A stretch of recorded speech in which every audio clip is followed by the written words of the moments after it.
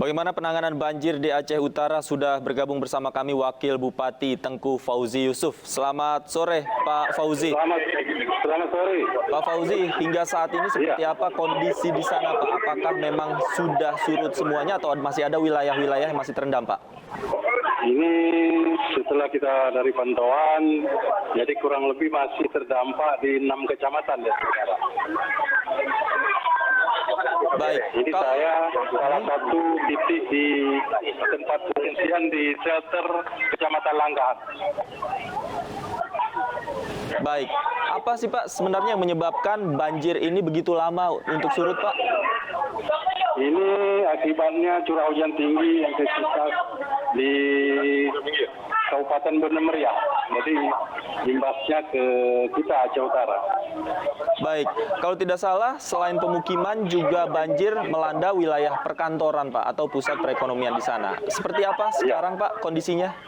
Sekarang kondisinya sudah memadai karena pusat perkantoran Kabupaten Aceh Utara terletaknya di Kecamatan Luksukun. Baik, artinya aktivitas perkantoran di sana pun sempat lumpuh Pak ya? Enggak, aktivitas perkantoran kita tetap jalan walaupun airnya merambah di jalan negara, tapi kantor tetap aktif. Kantor tetap aktif. Bagaimana dengan warga terdampak Pak? Di mana mereka kemudian diungsikan Pak? Warga terdampak kita diungsikan, masyarakat lebih memilih ke di sini menasah atau musala-musala. Jadi ada dapur-dapur umum yang kita siapkan. Sudah ada berapa dapur umum dan posko pengungsian yang ada?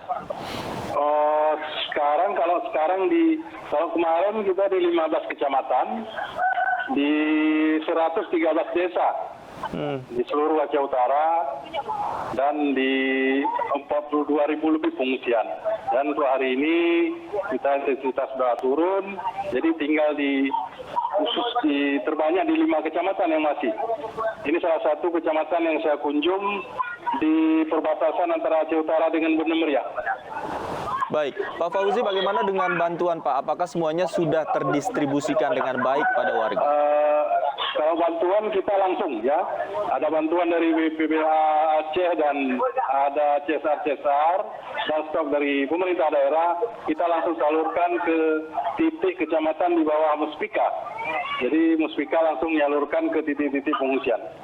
Baik, Pak, saat ini kan masih dalam suasana pandemi. Apakah sudah ada laporan yang masuk terkait kondisi kesehatan warga yang mungkin saat ini sudah dilanda penyakit, Pak?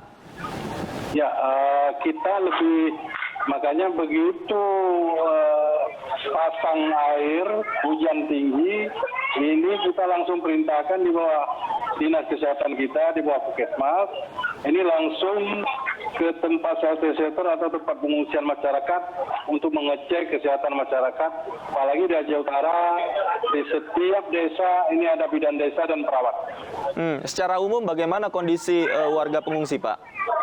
Secara umum sehat-sehat saja, cuma ada lansia yang memang penyakit asal, jadi tetap kita periksa kesehatannya di bawah puskesmas yang ada di kecamatan.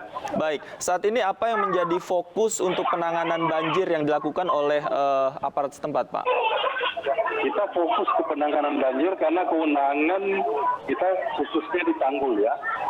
Tanggul untuk irigasi, dan ini ada kewenangan pemerintah daerah, pemerintah provinsi, dan pemerintah pusat yang harus ditangani. Makanya kita mohon ke pemerintah provinsi dan pusat supaya ini cepat terrealisasi untuk ke depan, supaya masyarakat Aceh Utara, karena khusus Aceh dan khususnya Aceh Utara, lumbung pangan Aceh dari Aceh Utara. Baik, Pak, ada informasi bahwa listrik kemarin juga sempat mati, Pak. Apakah saat ini juga listrik sudah pulih kembali? Ini untuk saat ini listrik sudah lancar, cuma ada daerah-daerah yang masih kurang tersalurnya listrik, makanya kita tetap memantau secara khusus, apalagi daerah-daerah ada yang mungkin ada bisa genset dan kemampuan listrik lainnya. Baik, untuk wilayah yang belum bisa mengakses listrik ini, upaya apa Pak yang dilakukan Pak? Ini sekarang sudah lancar semua untuk listrik. Baik, baik. Untuk warga di sana, Pak, mungkin masih ada yang bingung harus melakukan apa, entah dia masih tertutup aksesnya untuk ke pengungsian. Seperti apa imbauan yang akan disampaikan, Pak?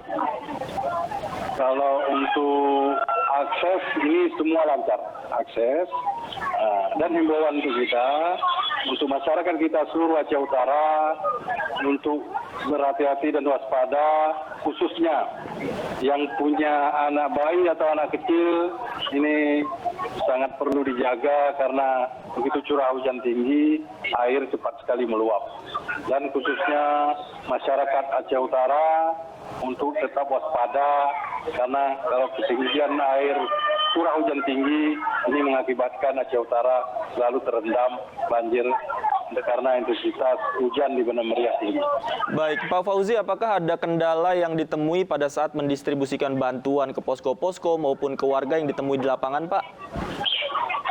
Karena kita disikapi di tingkat kabupaten, kita salurkan ke tingkat kecamatan. Di kecamatan ada Muspika di sini. Ada Muspika, ada Pak Kapolsek dan Pak Daramil yang membantu distribusi ke titik-titik pengungsian di desa. Baik, baik. Kemudian kalau untuk mengakses wilayah-wilayah yang saat ini masih terendam, Pak, mungkin ada kendala? Ini untuk saat ini kita tidak ada kendala karena di sini kan ada mobil-mobil tinggi di pihak-pihak kepolisian atau TNI. Jadi bisa melewati akses-akses yang terisolir tadi. Baik, kemudian bagaimana kemudian pemerintah kabupaten menjamin bahwa distribusi bisa berjalan lancar, kemudian juga pengawasan kesehatan di posko-posko juga berjalan lancar, seperti apa, Pak? Ini kita langsung secara pemerintah daerah, Bupati dan Wakil Bupati, tangannya langsung camat di setiap kecamatan. Dan dari kemarin di bawah Dinas Kesehatan, kita suruh buat SK khusus untuk penanganan pasca banjir ini untuk masyarakat di bawah puskesmas masing-masing. Oke, baik. Baik, terima kasih Pak Fauzi atas informasinya. Mudah-mudahan banjir di sana segera surut dan warga juga semuanya baik-baik saja. Terima kasih Pak Fauzi sudah bergabung bersama kami di iNews Sore. Selamat sore.